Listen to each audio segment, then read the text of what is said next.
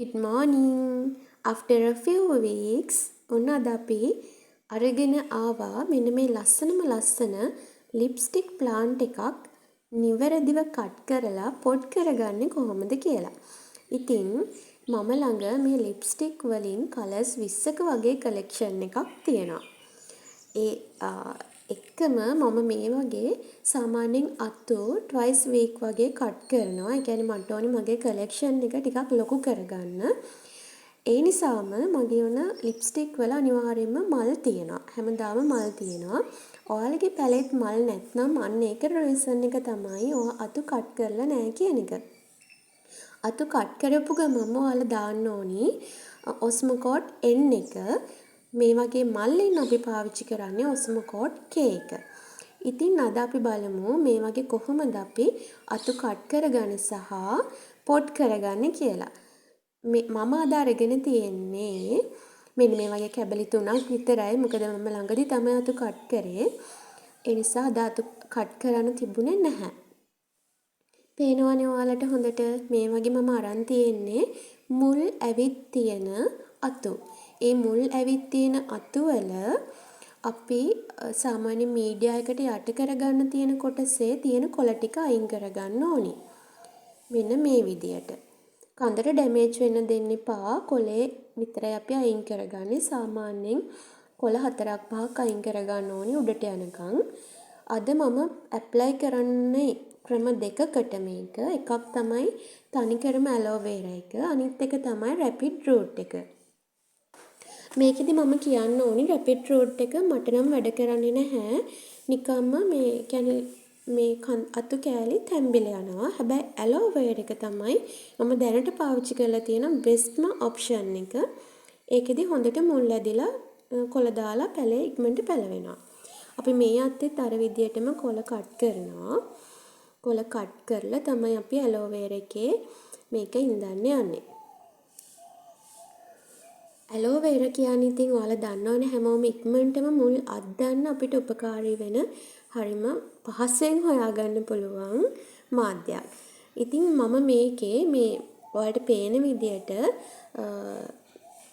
Lipstick අතු ඉන්දන්න භාවිතා කරලා තියෙන මාධ්‍ය හදාගෙන තියෙන්නේ සෝදලා පිරිසිදු කරගනිපු වැලි තට්ටුවකට කොකෝ ප්ලස් ඒ කියන්නේ කොහොබත් තට්ටුවක් එකතු කරලා ඒකට මම ඔස්මෝකෝට් එකෙන් N එකත් පාවිච්චි කරලා තියෙනවා.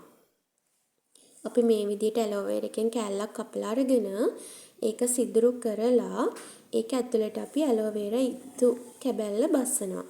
බස්සලා තමයි අපි මාධ්‍යයට මේක යට කරලා තියන්නේ. ඇත්තටම සතියක් වගේ යනකොට මේකේ මේ දළු දාලා ඉක්මනට පැලවෙනවා. ඔන්න මේ විදිහට තමයි අපි මේක ඇප්ලයි කරන්න ඕනි. ටිකක් හිමීට කරන්න. මොකද මුල් කැඩුනොත් ගහ මැරෙන්න බලන නිසා. අර විදිහට අනිවාර්යයෙන්ම හෝල් කරගෙන සිදුරු කරගෙන තමයි අපි මේක මේ අතු කැබැල්ල මේ ඇලෝවේරා එකට දාන්න ඕනි. අපි අනිත් අතු කෑල්ලත් මේකටම දාගෙන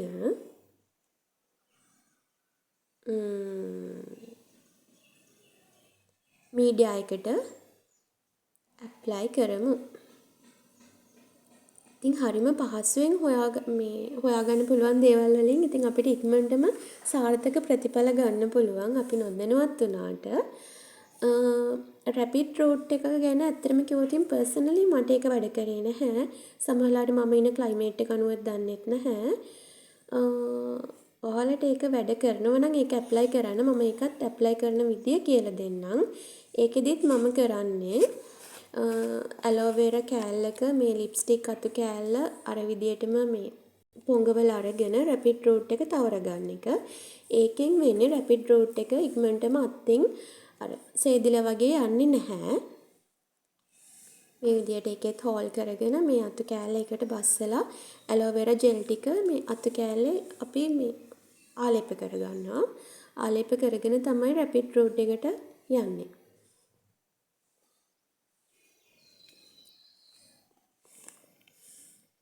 මේ විදියට.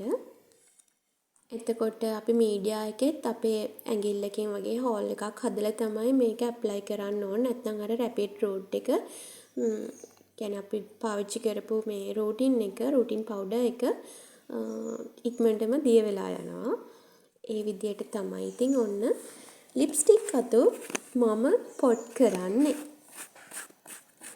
ඒ විතරක් නෙමෙයි මේකට අපි දැන් මම දියර පොහොර වර්ග පාවිච්චි කරන්නේ නැහැ. සතියකට විතර පස්සේ මම පාවිච්චි කරනවා Growmo එකේ 30-10-10 කියන එක. ඔයාලට පුළුවන් මේකේ ලිප්ස්ටික් වල කොලත් පැල කරගන්න.